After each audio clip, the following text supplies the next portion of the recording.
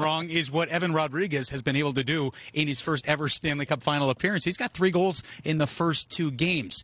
I know, Jeff, you've covered this kid a long time, going all the way back to his days at Boston University. He played on that top line with Jack Eichel. It was Eichel's freshman year, his senior year, and maybe he was kind of in the shadows based on what Eichel was doing that year.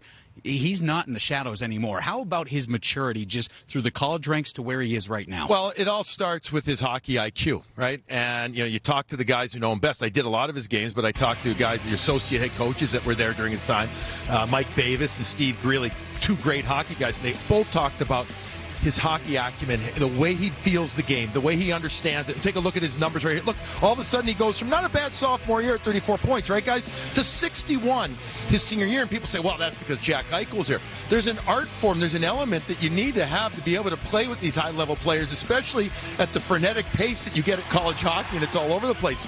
Meanwhile, Evan Rodrigues, they didn't hesitate to put him with him because of how smart he is.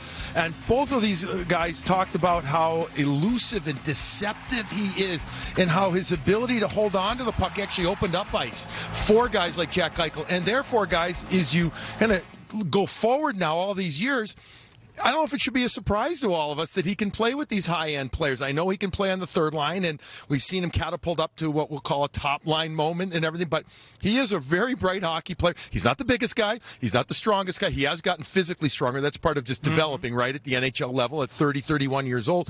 But to see him play with that kind of smarts at the college level, and by the way, it's a classic example, too.